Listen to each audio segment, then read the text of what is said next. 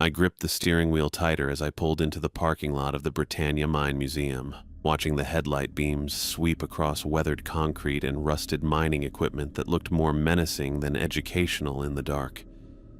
The job posting had been vague: night security at a historical site, good pay, minimal qualifications required. But after 3 months of unemployment, I wasn't asking too many questions. The main building loomed ahead, all industrial concrete and corrugated metal siding that spoke to the site's working history rather than its current tourist designation. A few dim security lights cast long shadows across the empty visitor parking area, and I found myself wondering why a museum needed round-the-clock security in the first place. Maybe copper theft was still a concern, even at a defunct mine. I checked my phone one more time before heading inside. The text from Dorothy Thatcher, the mine manager, had been straightforward. Report to main entrance at 11 p.m. Ask for Dorothy. No mention of uniforms, equipment, or really any details about what the job would involve beyond ensuring facility security during overnight hours. The front doors were unlocked, opening into a lobby that managed to feel both like a museum gift shop and a mining office from the 1970s. Display cases lined the walls, filled with chunks of ore and old photographs of miners covered in dirt and sweat. The lighting was too bright after the parking lot, making me squint as I approached a reception desk where a woman in her early 50s sat reviewing paperwork. Daniel Kelly?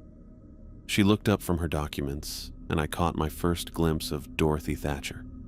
Steel gray hair pulled back severely, wire-rimmed glasses, and the kind of sharp blue eyes that suggested she missed very little.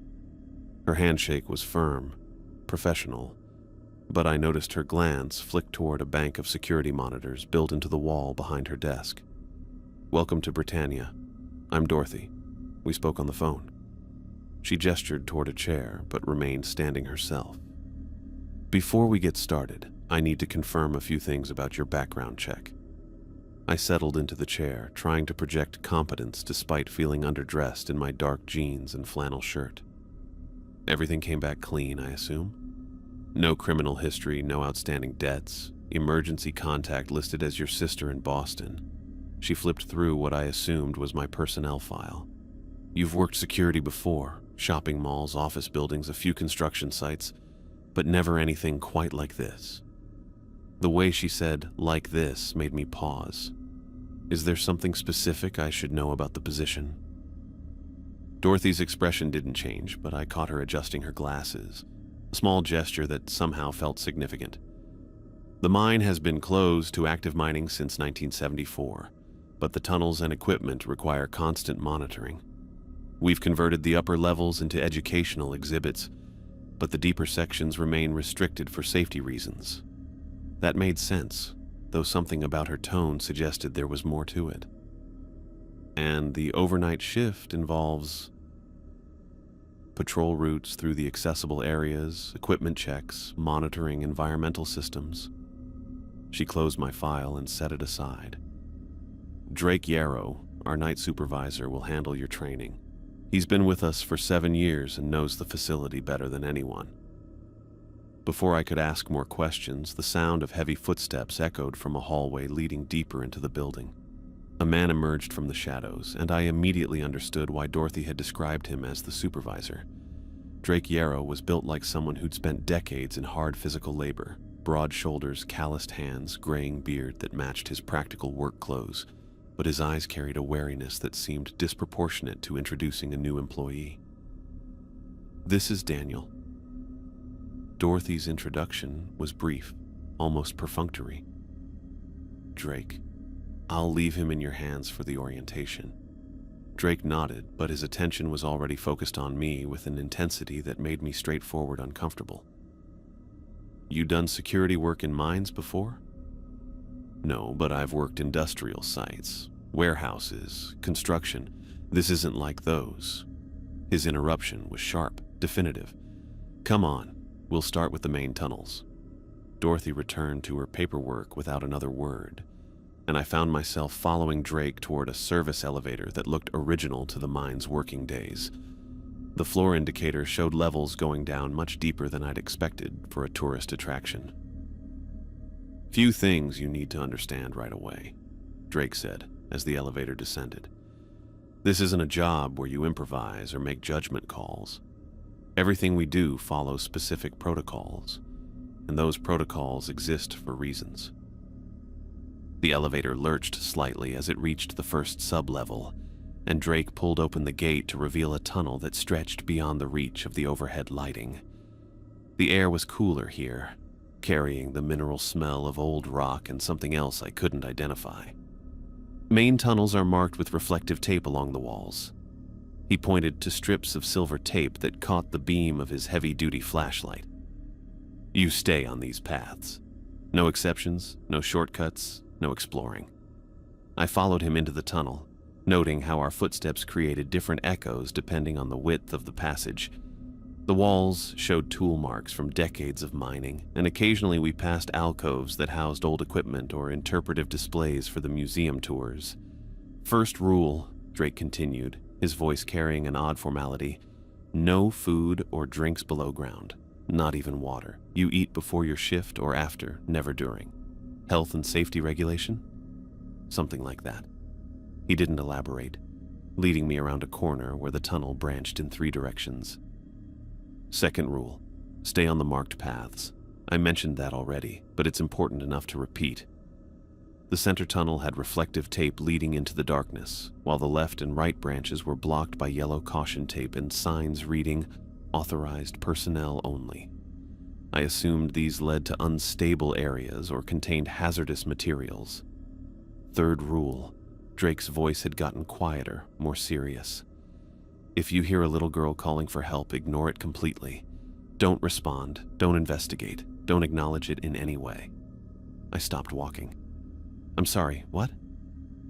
You heard me correctly. Drake turned to face me, his expression unreadable in the flashlight beam. Little girl's voice, crying, asking for help. Ignore it. The specificity was unsettling, and I found myself trying to process what kind of safety protocol would involve ignoring a child in distress. Is this about trespassers? Kids breaking in? Fourth rule, never look directly at the minor statues. The bronze ones in the gallery section. Keep your eyes on the floor when you pass through that area. This was getting ridiculous. Drake, what kind of museum has rules about not looking at the exhibits? He continued walking without answering, leading me deeper into the tunnel system. Fifth rule, if you see any tunnel that's illuminated when it shouldn't be, avoid it completely. Radio Uma immediately and wait for instructions. I tried to catch up with his pace, my mind spinning with questions that seemed to have no reasonable answers. Who's Uma? Security technician, monitors the surveillance systems from the main office. We reached another junction, this one opening into a larger chamber where I could see the bronze statues Drake had mentioned. Come on, I'll introduce you. The gallery was impressive. Life-sized bronze figures of miners in various poses, pickaxes raised, pushing ore carts, examining rocks in their hands. The craftsmanship was detailed enough to show the exhaustion in their faces, the wear patterns on their clothes. But Drake kept his eyes fixed on the floor as we moved through the space, and his obvious avoidance of the artwork made me increasingly uncomfortable. A woman's voice crackled through a radio clipped to Drake's belt. "Everything okay down there?" "Bringing Daniel around for introductions," Drake responded. "We'll be up to the monitoring station in 10 minutes. The radio went silent, but I noticed Drake pick up his pace slightly as we exited the gallery.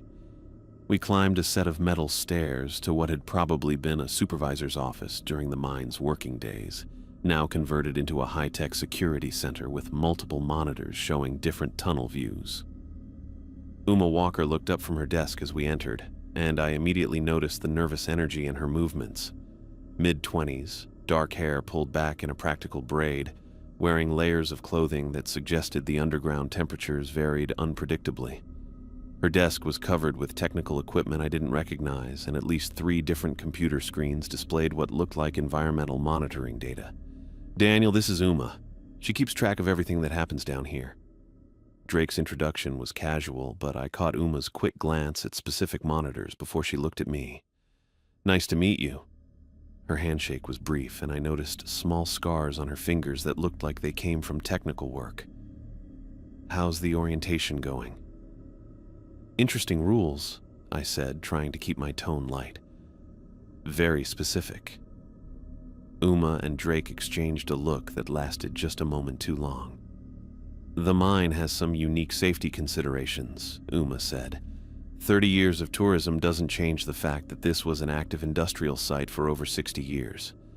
That was a reasonable explanation, but it didn't address the specificity of rules about little girls or looking at statues. I was about to ask for clarification when another voice joined us from the stairwell. "How's our new guy doing?" Ryan Moretti appeared at the top of the stairs, and his energy was immediately different from Drake's grimness or Uma's nervous focus. He was closer to my age, with the kind of easy smile that suggested he was used to being the social center of whatever group he joined. But as he got closer, I noticed the same underlying tension in his movements that I'd seen in the others. "Ryan, Daniel, Ryan." Drake's introduction was perfunctory. "Ryan covers the deeper sections during the night shift." "Welcome to the most interesting security job in British Columbia," Ryan said, but his smile didn't quite reach his eyes. "Drake been explaining the house rules?"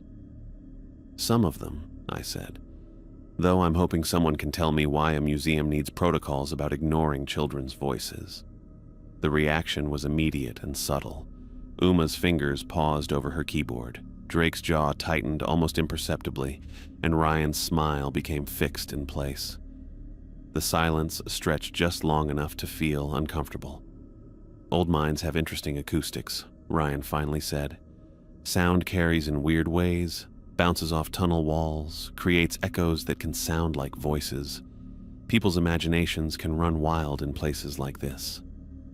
It was a perfectly logical explanation that didn't explain why the rule needed to be so specific. I decided to try a different approach. "What about the statues? Why can't I look at them?" "Psychological thing," Drake said quickly. "Some people find them unsettling in low light conditions. Better to keep your attention on the path and your surroundings." Again, reasonable but not quite satisfying. I was starting to understand that my questions weren't going to get direct answers, at least not tonight. "Okay, what else do I need to know?" "Radio protocols." Uma turned back to her monitors, pulling up what looked like a communication schedule. "Check in every 30 minutes during your patrol rounds. If you find anything unusual, equipment problems, temperature changes, anything that seems out of place, call it in immediately. And anything unusual means you'll know it when you see it," Drake said. "Trust your instincts, but follow the rules." The circular logic was starting to frustrate me, but I forced myself to stay professional. This was still just a job, even if it came with an unusually paranoid supervisor and oddly specific safety protocols. Ryan clapped me on the shoulder. "Don't overthink it, man. It's mostly walking around in the dark, checking locks, making sure nobody's broken in. The rules keep you safe, and after a few nights, you won't even think about them." "Speaking of which," Drake checked his watch, "your shift starts in 20 minutes. Let's finish the road overview." We spent the next 15 minutes walking through the remaining accessible tunnels, Drake pointing out emergency exits, equipment storage areas, and the boundaries between the museum sections and the restricted deeper areas. The layout was more complex than I'd expected, with multiple levels connected by stairs and service elevators, emergency lighting systems that seemed more sophisticated than a typical tourist attraction would require. By the time we returned to Uma's monitoring station, I was beginning to understand the basic geography of the place, though the underlying reasons for the strict protocols remained opaque. "Any questions before you start?" Drake asked. I had dozens, but it was clear that pressing for details wasn't going to get me anywhere tonight. "I think I've got the basics." "Good. Remember, radio check every 30 minutes, stay on marked paths, follow the rules." Drake handed me a radio and a heavy-duty flashlight. "Uma will be monitoring your location through the security cameras. If you need anything, She'll coordinate. I clipped the radio to my belt and tested the flashlight beam. Got it. As Drake prepared to leave for whatever night supervisors did when they weren't training new employees, I noticed Uma's attention had shifted back to her monitors with increased focus. Her fingers moved rapidly across her keyboard, and I could see multiple camera feeds cycling through different tunnel views on her screens. The setup was more extensive than I'd expected for a museum, with cameras in areas that seemed to serve no tourist function. Uma's desk included equipment I didn't recognize, devices with readouts that looked more like environmental monitoring than standard security systems. She had emergency alert buttons within easy reach, more than seemed necessary for a facility that was supposedly safe enough for daily tourist visits. "Everything looks good for now," Uma said, though her eyes remained fixed on her monitors. "But I'll be keeping a close eye on the feeds tonight." The way she said it made me wonder what exactly she was watching for, and why my first night would require closer monitoring than usual. I was starting to understand that this job involved more than what I'd been told during the hiring process, though I still had no idea what that might be. As I prepared to begin my first patrol, I caught Uma checking her emergency alert buttons one more time, her fingers hovering over them like she expected to need them before the night was over. The weight of the radio on my belt felt heavier than it should have as I made my way down the first marked tunnel, following the reflective tape that caught my flashlight beam in regular intervals. The underground quiet was different from anything I'd experienced.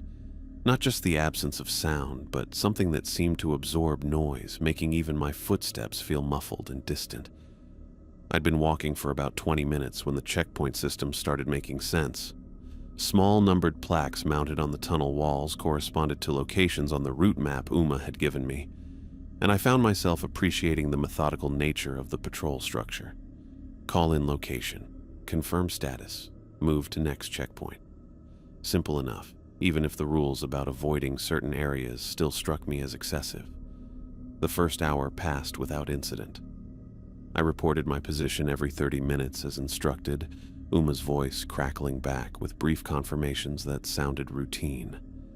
The tunnel system was larger than I'd initially understood, with branches and side passages stretching beyond my flashlight range. But the reflective tape kept me on the approved path without much thought required. It was somewhere near the 2-hour mark when I first heard it. A soft sound, almost lost in the ambient silence, coming from one of the restricted side tunnels marked with yellow caution tape. I stopped walking, straining to identify what I'd heard, but the sound had already faded, probably just settling rock or old equipment creaking in the temperature changes. Old industrial sites were full of mysterious noises. I continued my route, but within minutes the sound returned, clearer this time. Someone was crying. The sobbing was faint but unmistakably human, the kind of quiet, desperate weeping that suggested someone trying not to be heard. My immediate instinct was to investigate, to call out and ask if someone needed help, but Drake's specific warning echoed in my memory. If you hear a little girl calling for help, ignore it completely. I forced myself to keep walking, following the marked path toward the next checkpoint. But the crying continued. Worse, it seemed to be getting closer, moving parallel to my route through areas that should have been empty. The sound carried through the rock in ways that defied the acoustic logic Ryan had mentioned during my orientation. My radio crackled to life before I could make my scheduled check-in. "Daniel, what's your current location?" Uma's voice carried an edge I hadn't heard during my earlier reports. I glanced at the nearest checkpoint marker. "Station 7, main tunnel. Everything's normal here." The pause before her response lasted long enough to make me uncomfortable. "Copy that. Continue your route and check in at Station 9. The crying had stopped while I was on the radio, but as soon as Uma signed off, it resumed with increased intensity. Now it sounded like a child who had been hurt, the kind of distressed weeping that triggered every protective instinct I had. The sound seemed to echo from multiple directions at once, as if the tunnel system was amplifying and reflecting it in impossible ways. I picked up my pace, eager to reach the next checkpoint in the relative comfort of radio contact, but the crying followed my movements. When I walked faster, the sobbing grew more urgent. When I slowed down, it became more plaintive, as if responding to my behavior in real time. Ryan appeared at Station 9 before I reached it, emerging from a side passage with his own flashlight beam sweeping the tunnel walls. Even in the dim light, I could see he looked pale, and his usual easy confidence was replaced by obvious tension. "Hey." His greeting was casual, but his eyes were constantly moving, checking the shadows beyond our flashlight range. "How's the first night going?" "Fine, mostly."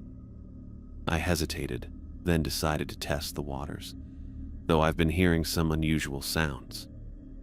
Ryan's attention focused on me immediately, his entire body going still in a way that reminded me of an animal sensing danger. "What kind of sounds?" "Crying. Like a kid who's hurt or scared." I watched his reaction carefully, coming from the restricted areas. Ryan and I stood in the tunnel for a moment, our flashlight beams creating overlapping circles of light on the rocky walls, while the silence stretched between us. I could see him processing what I'd told him, his expression shifting from concern to something that looked like recognition and dread. "You didn't respond to it, did you?" His voice was quiet, careful. "Didn't call out or try to find where it was coming from?" "No. Drake was pretty specific about ignoring that kind of thing." I studied Ryan's face, trying to understand his obvious relief, though I have to admit, it goes against every instinct I have. "Good." Ryan ran a hand through his hair, a gesture that seemed more nervous than casual. "Look, this is going to sound strange, but acknowledging those sounds, responding to them in any way, makes them worse, louder, more persistent. More." He paused, searching for the right word. "More real." The way he said real suggested layers of meaning I wasn't ready to unpack. "Are we talking about psychological effects? Like people who work alone in isolated places start hearing things?" Ryan's laugh was short and humorless. "Something like that. The point is, the protocols exist for good reasons. Following them keeps you safe, even when they feel wrong." We resumed walking together, and I noticed Ryan's patrol route seemed designed to intersect with mine at regular intervals. His presence was reassuring, but it also raised questions about why new employees needed this level of supervision during what was supposedly routine security work. The statue gallery approached faster than I'd expected, marked by the gradual widening of the tunnel and the appearance of more sophisticated lighting fixtures. I remembered Drake's warning about not looking directly at the bronze figures and fixed my attention on the floor, watching my feet navigate the uneven rock surface. But peripheral vision was harder to control. As we moved through the gallery space, I caught glimpses of the bronze miners in my side vision.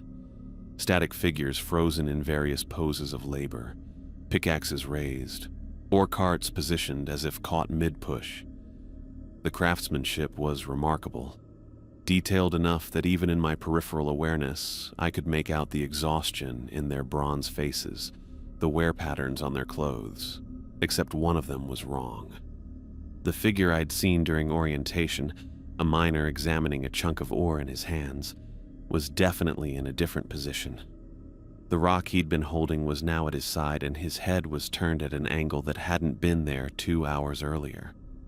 The change was subtle, but unmistakable, like noticing someone had rearranged furniture in a familiar room. I kept my eyes on the floor as instructed, but the wrongness of what I'd glimpsed made my skin crawl. Bronze statues didn't move. They couldn't move. Yet the evidence of my peripheral vision was undeniable. The temperature in the gallery felt noticeably colder than the main tunnels, and I realized I could see my breath in small puffs when I exhaled. Ryan seemed unaffected by the cold, but I noticed he was walking faster, eager to move through this section quickly. My flashlight beam began to flicker.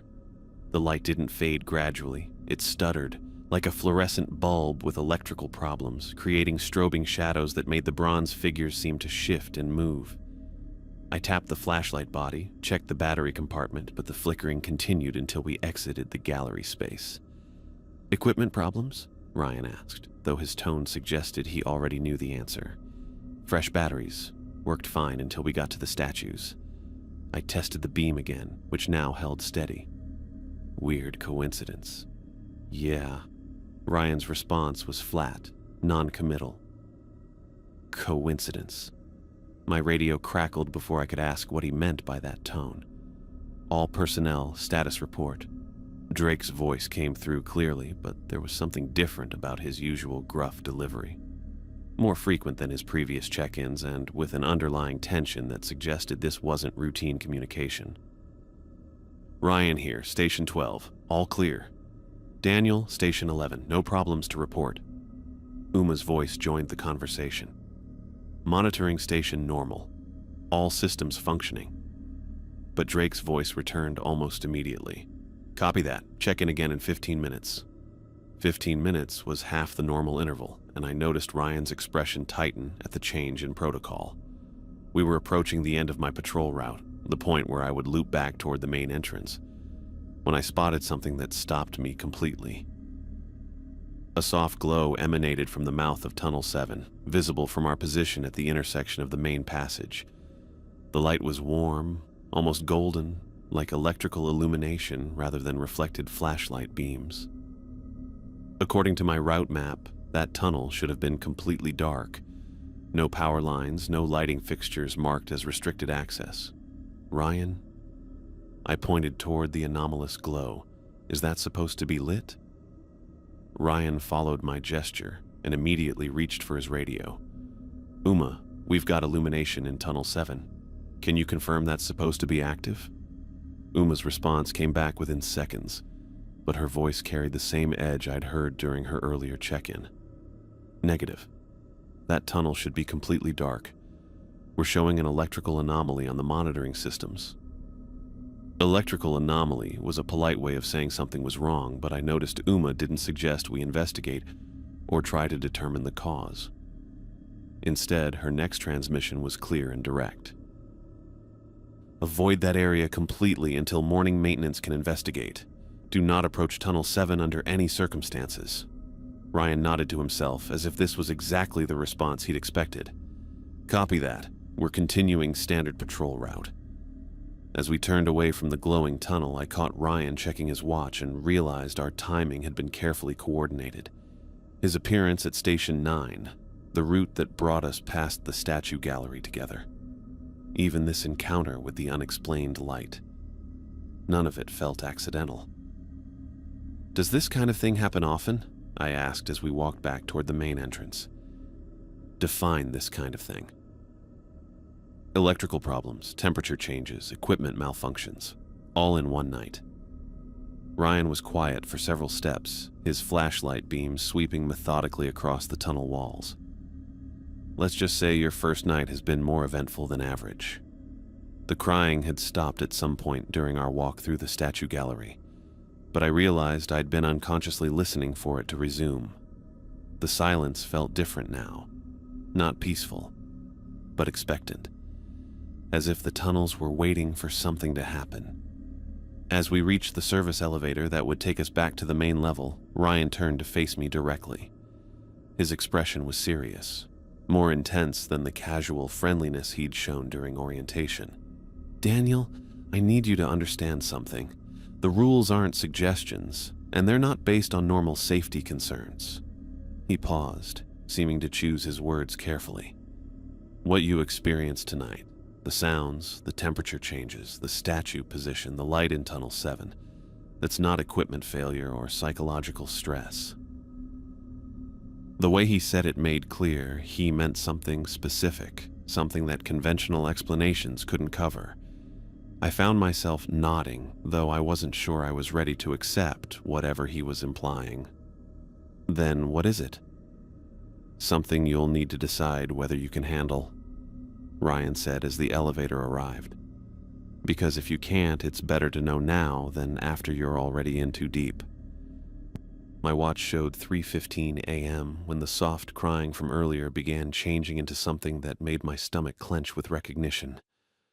No longer just the distant sobbing I'd been hearing intermittently.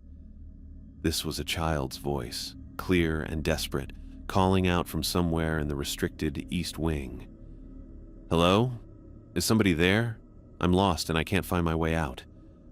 The voice was small, frightened, exactly the kind of distress call that would send any reasonable person running toward the sound without hesitation. My grip tightened on the radio until my knuckles went white. Drake's specific warning echoing in my memory like a mantra. Ignore it completely. Don't respond, don't investigate, don't acknowledge it in any way. But every instinct I had was screaming at me to help. "Please, I'm hurt, and it's so dark down here. I can hear you walking around. Why won't you answer me?" The plea was coming from beyond the yellow caution tape that blocked access to the East Wing tunnels, carried through the rock with impossible clarity. I forced myself to continue my patrol route, following the reflective tape markers, but my steps felt mechanical and wrong. What kind of person ignores a child asking for help? My radio crackled with sudden urgency, Uma's voice cutting through the silence with an edge of panic I hadn't heard before. "Daniel, what's your current position? I need your exact location right now." I checked the nearest checkpoint marker, grateful for something concrete to focus on. Station 14, approaching the intersection with the East Wing access. "Do not approach that area. I repeat, do not go near the East Wing." Uma's transmission was rapid, breathless. "Our cameras are showing nothing in that section, but we're detecting anomalies." The child's voice grew more distressed, as if she could hear Uma's warning through my radio. "Who are you talking to? Please help me. I think something's wrong with my leg. I fell down and now I can't walk." My feet had stopped moving without my conscious decision, and I found myself turned toward the caution tape blocking the East Wing entrance. Every protective instinct I'd developed over 29 years was telling me to tear down that tape and find whoever was trapped back there. Heavy footsteps echoed from the main tunnel behind me, moving fast. Ryan appeared around the corner at a pace somewhere between a jog and a run, his flashlight beam wild and unfocused. Even in the dim light, I could see his face was pale, and his usual easy confidence had been replaced by something close to terror. "Daniel." His voice was tight, controlled, but I caught the tremor underneath. "Step away from that area. Now." "There's a kid back there, Ryan. She says she's hurt." "No, there isn't." Ryan reached my position and grabbed my arm, physically pulling me back from the caution tape. "There's nothing back there except..." He stopped himself, shaking his head. It appeared on my shift last week. The voice, the crying, all of it. Nearly got Stevens to cross into the restricted area before Drake found him. Ryan's hands were shaking as he spoke, and I noticed sweat beading on his forehead despite the cool, underground temperature. "Stevens? Previous night security. Quit the next day." Ryan's laugh was bitter, humorless. Said he couldn't handle the psychological pressure of the job. The child's voice had gone quiet during our conversation, but as soon as Ryan finished speaking, it resumed with increased desperation. "I can hear two people now. Please don't leave me here alone. I'm really scared, and my mom doesn't know where I am." My throat tightened at the raw fear in the voice, but Ryan's grip on my arm remained firm. "It knows we're here. It can hear us talking." "It?" Before Ryan could answer, small footsteps began echoing from multiple directions at once. Not just from the East Wing, but from side passages and branch tunnels that should have been empty. The sound was light, quick, like a child running through the tunnels, but somehow coming from everywhere and nowhere simultaneously. Ryan reached behind a utility panel I hadn't noticed before, his fingers fumbling with what looked like a hidden switch. His hands were trembling so badly he could barely manipulate the mechanism, and when he finally activated it, a soft alarm tone sounded somewhere in the distance. "Uma, we've got a code yellow at Station 14. Ryan spoke into his radio, his voice cracking slightly. "The entity is active and tracking us." Uma's response was immediate, but her voice carried a tightness that suggested she was fighting to maintain professional calm. "Copy that.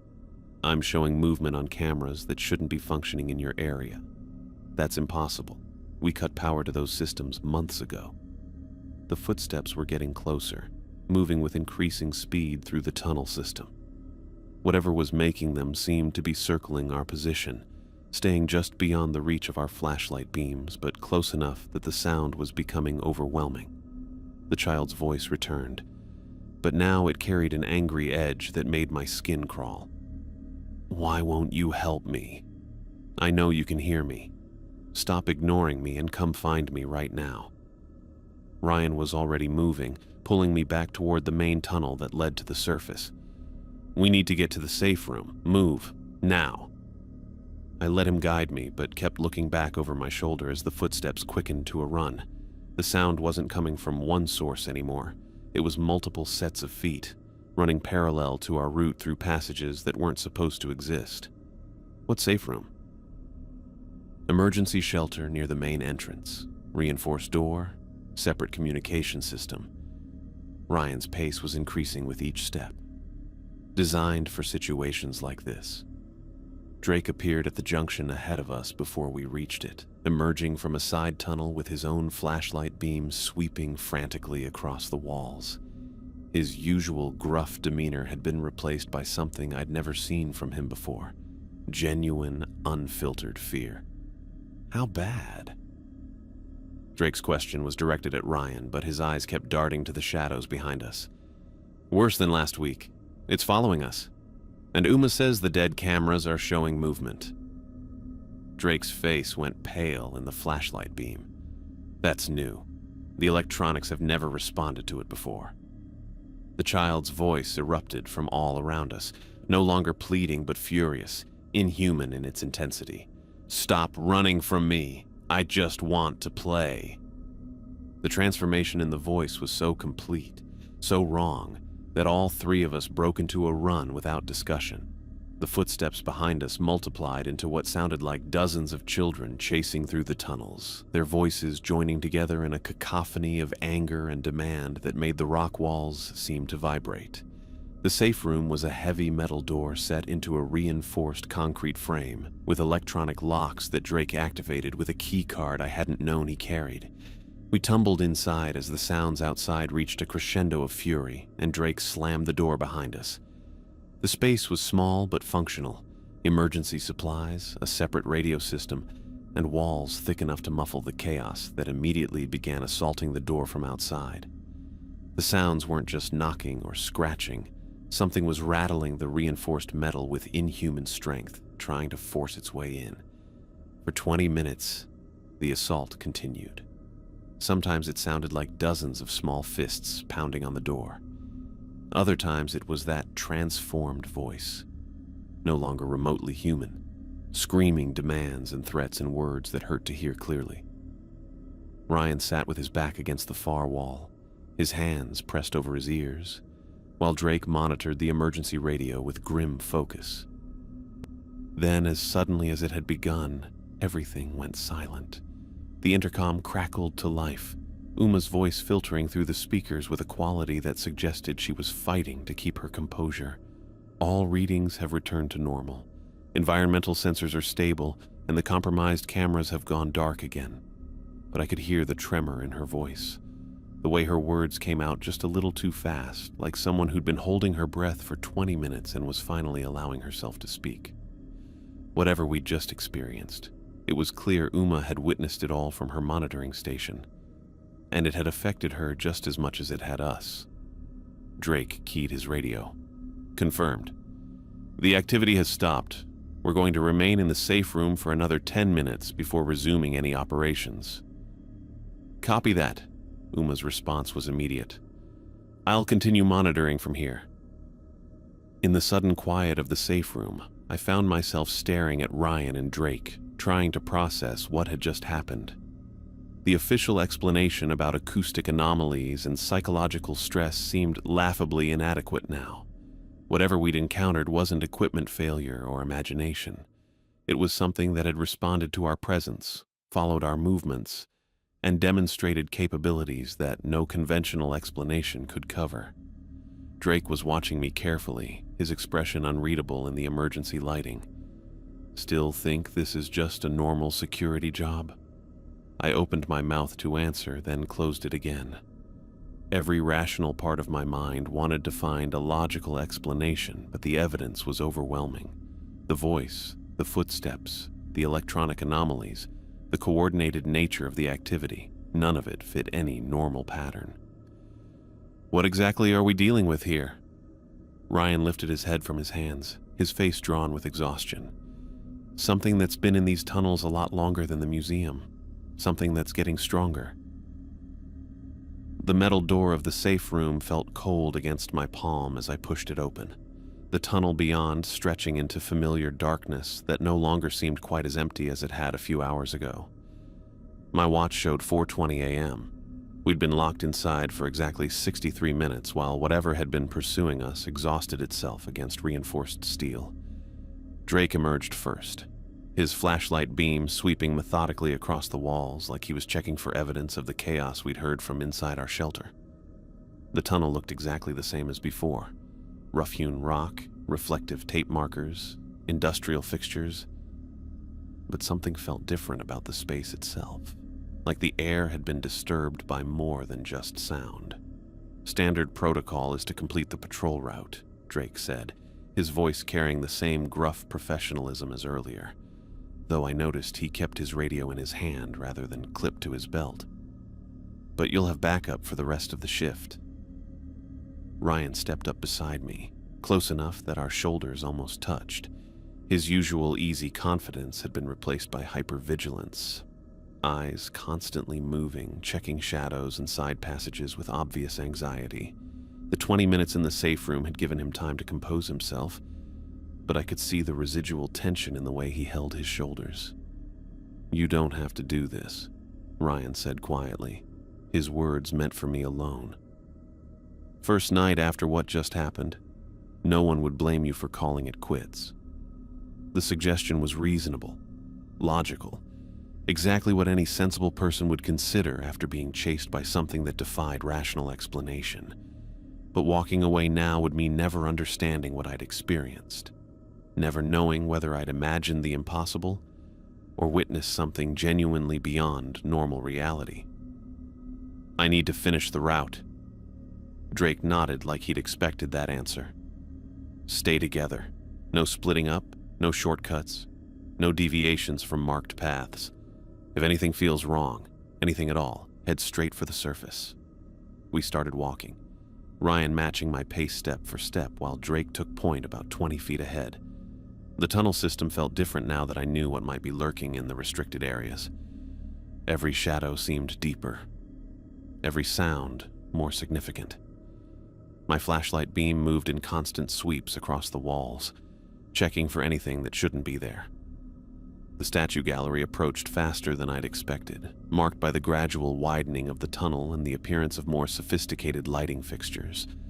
My stomach tightened as I remembered Drake's warning about not looking directly at the bronze figures, and how I'd noticed one of them had changed position during my earlier patrol.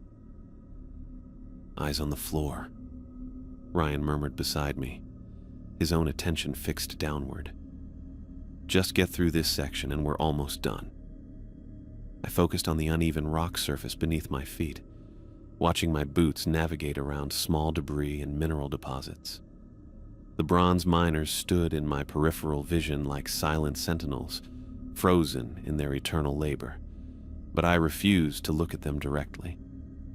We were halfway through the gallery when my flashlight beam caught something unexpected, a puddle of water near the base of the main shaft display, probably from condensation dripping off the overhead pipes. The water was perfectly still, creating a mirror-like surface that reflected my flashlight beam back up toward the ceiling. And in that reflection, I saw the bronze miner's face looking directly at me. The moment our eyes met, even through the reflected image. Everything changed. The statue's head began turning with a grinding sound like metal scraping against stone, its bronze features shifting from the exhausted expression of a tired worker into something malevolent and aware.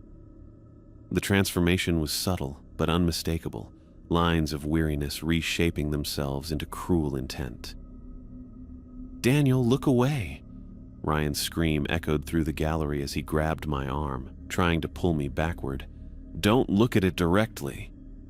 But I couldn't stop watching as the bronze figure stepped down from its pedestal with mechanical precision, its metal feet striking the stone floor with sounds that reverberated through the tunnel walls. The grinding of bronze against rock was rhythmic, deliberate, like a machine built for one specific purpose. The statue began walking toward us. Its movements were wrong in ways my brain couldn't fully process. Too fluid for solid bronze, too mechanical for something alive. Each step brought it closer with increasing speed. Its bronze eyes fixed on mine with an intelligence that had nothing to do with artistic craftsmanship. Ryan was pulling me backward now, his grip tight enough to bruise, but I found myself frozen by the sight of something that should have been impossible. The statue's mouth was moving, bronze lips parting to reveal darkness within, though no sound emerged except the grinding of its mechanical locomotion. My radio erupted in a burst of static, Uma's voice cutting through the interference with obvious panic. "I'm losing camera feeds in the gallery section. Everything's showing static where you should be. I can't see what's happening." The statue was moving faster now, its bronze form closing the distance between us with unnatural speed. Each footstep sent vibrations through the floor that I could feel in my chest, and the grinding sounds were getting louder, more aggressive. Dorothy's voice suddenly crackled through every radio in the tunnel simultaneously, her transmission overriding all other communications with an authority I hadn't heard from her before. "All personnel evacuate to surface level immediately. This is not a drill. Abandon current operations and proceed directly to the main elevator." Ryan didn't wait for further instructions. He hauled me backward with strength I hadn't known he possessed, forcing me to break eye contact with the advancing statue. The moment I looked away, the grinding sound stopped with such abruptness that the sudden silence felt almost physical. But I could still hear footsteps behind us as we ran. 3 years, Ryan gasped as we reached the main tunnel. "I've been working here for 3 years, and it's getting worse. More frequent, more aggressive. It used to be just sounds and cold spots, but now—" He didn't finish the sentence, but the statue's bronze footsteps echoing behind us completed his thought. Whatever was happening in these tunnels, it was escalating beyond the manageable incidents that previous protocols had been designed to handle. Drake appeared at the elevator junction before we reached it, his face grim with an expression I hadn't seen from him before. Not just concern or caution, but genuine fear mixed with weary familiarity. "How bad was the contact?" "Direct eye contact through reflection," Ryan reported between heavy breaths. "Full manifestation, mobile tracking." Drake's face went pale. "That's never happened before. The statues have moved position when no one was watching, but never active pursuit." The elevator arrived with its usual mechanical grinding, a sound that now carried uncomfortable similarities to what we'd just escaped. As the doors closed behind us, I caught a glimpse of the gallery section through the tunnel entrance, empty and still under the overhead lighting. "The mine's been experiencing phenomena since the 1930s, Drake said as we ascended. During active mining operations, workers reported similar encounters. Voices, moving shadows, equipment that functioned when it shouldn't have. Management covered it up, attributed everything to stress and dangerous working conditions. The elevator stopped at the main level, and Dorothy was waiting for us in the lobby. She looked exhausted, like someone who'd been awake for days rather than hours, and carried a thick manila folder stuffed with papers and photographs. Her usual professional composure had been replaced by something more direct, more honest. "The museum designation serves multiple purposes," Dorothy said without preamble, setting the folder on the reception desk. public education, historical preservation, and limiting access to areas where conventional explanations break down. She opened the folder, revealing incident reports dating back decades, historical photographs of mining operations, and what looked like government correspondence with official letterheads I couldn't quite read in the dim lighting. We're part of a specialized research initiative documenting and studying supernatural phenomena in formerly active mining sites. Your hiring wasn't random, Daniel. We specifically seek individuals with certain psychological profiles and sensitivity markers. Uma's voice crackled through the intercom system, her relief obvious even through the electronic distortion. All monitoring systems have returned to normal function. The gallery cameras are showing standard views, and the statue is back in its original position.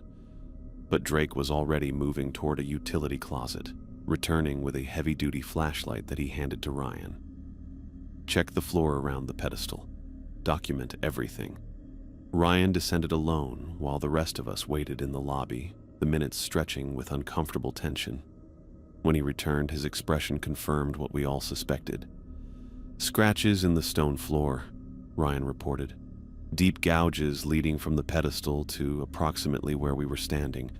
Fresh damage, no oxidation or weathering. The evidence was undeniable, documented, real in ways that no amount of rational skepticism could explain away. Whatever I'd seen in the gallery hadn't been hallucination or stress-induced imagination. It had left physical proof of its existence in scored stone. Dorothy closed the incident folder with a decisive snap. Your trial period is officially concluded, Daniel. What you've experienced tonight represents the reality of working at this facility. The question now is whether you're prepared to continue with full knowledge of what that entails. I looked around at the three faces watching me. Dorothy's professional concern, Drake's weary resignation, Ryan's nervous hope that someone else might understand what they'd been dealing with for years. Each of them showed signs of long-term psychological stress, the kind of wear that came from confronting impossible things on a regular basis. What exactly am I being asked to do? Help us understand them, Dorothy said simply. Document their behavior. Test our theories about their limitations and capabilities. Learn how to coexist with entities that shouldn't exist but demonstrably do. The bronze statue had returned to its pedestal as if nothing had happened, but the scratches in the tunnel floor proved that something fundamental had changed tonight. Whatever was in those tunnels was becoming more active, more aggressive, more willing to interact directly with the living world. And somehow, I'd become part of whatever was happening next. I was still processing Dorothy's offer to continue working with full knowledge of what that meant when she glanced at her watch and stood up from the reception desk. The manila folder disappeared back into her hands with practiced efficiency, like she'd been through this exact conversation before with other potential employees. Before you decide anything, we need to complete one final sweep, Dorothy said, her tone shifting back to professional authority. Standard protocol after any significant manifestation is to verify that all entities have returned to dormant states. It's approaching dawn, which typically marks the end of high-activity periods. Drake looked up from where he'd been studying the incident documentation, his expression neutral in a way that seemed forced. I can handle the sweep alone. No need to risk everyone after what just happened. Something about his suggestion made my stomach tighten. The Drake who'd pulled me away from the East Wing and guided us to safety had been protective, cautious about keeping the team together. This version sounded detached, almost eager to separate us. Absolutely not, Dorothy replied firmly. After tonight's escalation, no one goes down alone. Full team, standard formation, communication checks every 5 minutes. Uma's voice crackled through the intercom from her monitoring station. I'm seeing residual electromagnetic fluctuations throughout the entire tunnel system. Whatever happened in the gallery seems to have triggered responses in areas that have been quiet for months. Ryan moved closer to me as we prepared for the elevator, close enough that he could speak without being overheard. High-activity periods mess with people's judgment, he murmured, his words barely audible. Don't trust anyone completely until we're back on the surface. Not even me.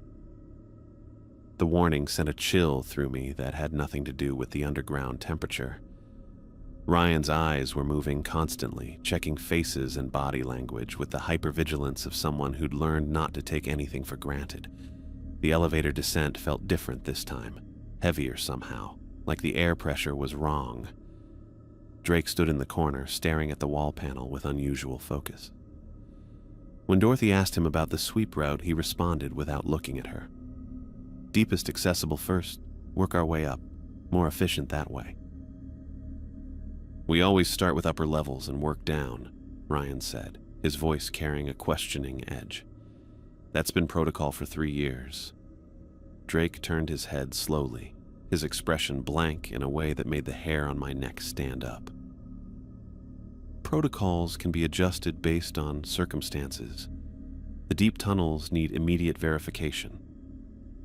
Dorothy was watching Drake carefully now, her professional mask slipping to reveal genuine concern.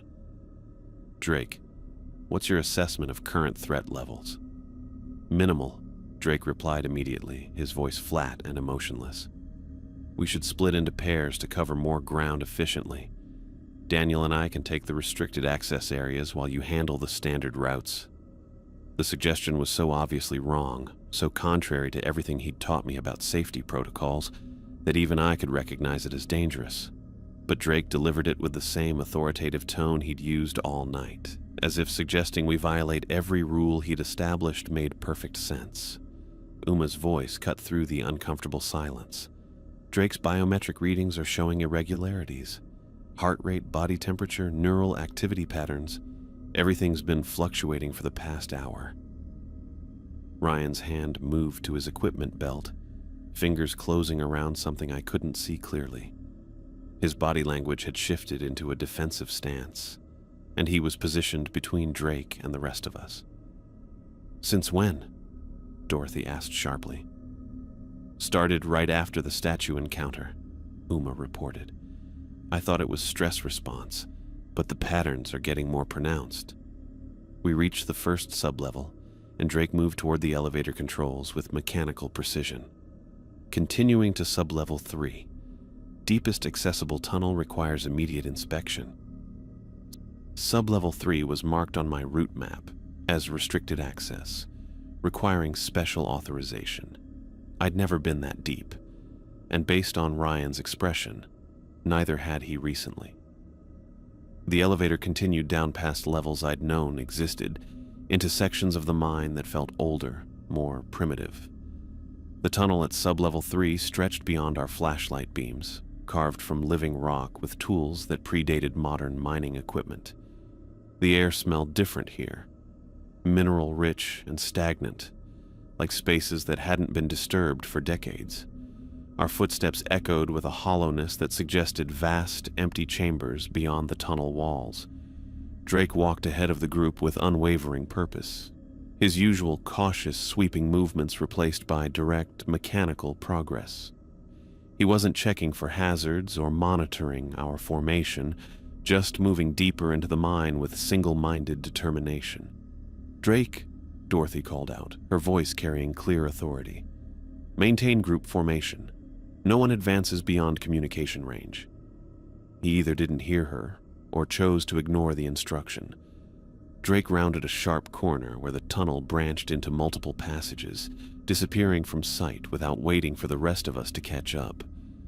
Ryan immediately broke into a run, motioning for us to follow. "That's not Drake anymore," he said over his shoulder. "That's the influence talking." We found him 20 feet down a side passage that wasn't marked on any map I'd seen, standing motionless with his back to us. Drake faced a rough stone wall like he was studying something invisible to the rest of us, his posture rigid and unnatural. The unmapped sections extend much further than the official documentation indicates, Drake said in a voice devoid of inflection or personality. Exploration would be simple. The barriers are artificial, arbitrary. We could walk for miles in chambers that no one remembers. His words carried a mechanical quality, like someone reading from a script they didn't understand. Drake's hands hung at his sides without movement, and his breathing was so shallow I could barely detect it. Ryan was already reaching into his equipment pack, his movements quick but deliberate. "Drake, look at me. Turn around and look directly at me." Drake didn't respond or acknowledge that Ryan had spoken. He continued staring at the wall, occasionally tilting his head like he was listening to instructions only he could hear. "How long has he been like this?" Dorothy asked, her professional composure cracking to reveal genuine fear. "Probably since the statue contact," Ryan replied, pulling what looked like a road flare from his pack. The influence builds gradually during high-activity periods. It starts with small changes in judgment, then escalates to full behavioral control. Ryan struck the flare against its cap, filling the tunnel with brilliant red light that hurt to look at directly. The chemical flame cast harsh shadows against the rock walls, creating stark contrasts that seemed to push back against the oppressive darkness. The effect on Drake was immediate and dramatic. He jerked backward like he'd been struck, his rigid posture collapsing into normal human movement. Drake spun around with obvious confusion, his eyes wild and unfocused as he tried to process where he was and how he'd gotten there. Where are we?" Drake's voice carried his normal inflection again, rough and concerned. "Why are we in the restricted tunnels?" Uma's voice crackled through our radios with obvious relief. "Biometric readings are normalizing. Whatever was affecting him is dissipating." But looking at Drake's face in the flare light, I could see the terror creeping in as he realized he'd lost time, lost control, lost himself to something that had been wearing his body like a costume. His hands were shaking as he reached for his radio, and sweat beaded on his forehead despite the cool underground temperature. "How long?" Drake asked, his voice barely above a whisper. "At least an hour," Ryan answered honestly. "You were suggesting protocol violations, trying to split us up, leading us into unmapped areas." Drake's face went pale as the implications hit him. 7 years of experience, all the training and caution and protective instincts had been overridden by something that could manipulate his thoughts and actions without his awareness. The man who'd spent the night teaching me how to stay safe had become the primary threat to our safety. Dorothy keyed her radio with decisive authority. "All personnel return to surface level immediately. This operation is concluded." The walk back to the elevator felt longer than our descent, weighted by the knowledge that any one of us could become compromised without warning. Ryan kept the flare burning until we reached the main level, its harsh light creating a protective bubble that seemed to keep the tunnel shadows at their proper distance. In the lobby, Dorothy pulled me aside while Drake sat heavily in one of the visitor chairs, still processing his lost hour. Uma emerged from her monitoring station looking exhausted, carrying printouts of the biometric data that documented Drake's transformation. The sensitivity that allowed you to see the statue's movement, to trigger its manifestation, that makes you valuable for research purposes, Dorothy said quietly. But it also makes you extremely dangerous to employ long-term. Tonight proved that direct contact with the entities creates escalating risks for everyone involved. I watched Drake rubbing his temples, trying to remember actions he'd taken while under supernatural influence. Ryan stood nearby, his usual easy demeanor replaced by nervous energy that showed in constant small movements, adjusting his equipment, checking his radio, touching the flare still clipped to his belt. Uma was reviewing her surveillance data with obsessive focus, cycling through camera feeds and biometric readings with the kind of repetitive checking behavior that suggested anxiety disorder. Her fingers moved across the keyboard in patterns that looked automatic, unconscious, like habits developed over years of monitoring systems that couldn't be trusted completely. Even Dorothy showed signs of the psychological toll. She kept touching the manila folder containing incident reports, organizing and reorganizing the papers inside like a compulsive ritual. Her professional composure was intact, but I could see the nervous ticks around her eyes, the way she checked her watch every few minutes, even though the time wasn't relevant to anything happening. All three of them carried the marks of people who'd been living with stress that no normal job could create. Whatever research they were conducting, whatever purpose the museum served beyond public education, it was slowly destroying the people involved in ways that seemed impossible to avoid. "Your trial period is officially terminated," Dorothy continued. "I'm offering you a choice. Generous severance with a confidentiality agreement, or time to consider a permanent position with full knowledge of what that entails." Drake looked up from his chair, his eyes focusing on me with obvious difficulty. "You did good tonight, kid. Better than most. But this isn't work that anyone should have to do." The admission carried weight coming from someone who'd just lost an hour of his life to supernatural influence. Drake had been doing this job for 7 years, and tonight had proven that experience meant nothing when the entities decided to escalate their methods. I looked around the lobby one more time, at the mining photographs showing workers who'd dealt with similar phenomena decades ago, at the modern security equipment that Dorothy used to monitor impossible things, at 3 people who dedicated years of their lives to understanding forces that were slowly breaking them down. But underneath my logical assessment of the dangers, something else was stirring. The same compulsive curiosity that had driven me to investigate the crying child, to approach the bronze statue despite every instinct screaming warnings. Tonight had proven that the supernatural existed, that my childhood experience with moving shadows hadn't been imagination or delusion. Everything I'd spent years questioning, every doubt about my own sanity, had been validated in the most terrifying way possible. The smart choice was obvious. Take the money, walk away, find normal work that wouldn't risk my mind or my life. But standing in that lobby, surrounded by evidence of impossible things, I felt the familiar war between my desperate need for safety and the compulsive drive to understand mysteries that most people would never believe. "I need time to think about it," I said finally. "This is a lot to process." Dorothy nodded like she'd expected that answer. "Take a week. The severance offer remains available, but if you decide to continue, you'll need to understand that tonight was just the beginning. The entities respond to exposure. The more contact you have, the more interested they become." As we prepared to leave, Drake stood up slowly, his movements still uncertain. The man who'd confidently guided me through tunnel protocols just hours ago now seemed fragile, shaken by the knowledge that his own mind could be compromised without warning. But by the time we reached the parking lot, Drake's color had returned to normal. The morning air seemed to clear his head completely, and when he spoke, his voice carried its usual authoritative tone. "Whatever you decide, Daniel, make sure you can live with it. This work changes you in ways you can't predict." I drove away from the Britannia Mine Museum as dawn light began filtering through the trees, leaving behind a job that had lasted exactly 1 shift, but opened questions that would take much longer to answer.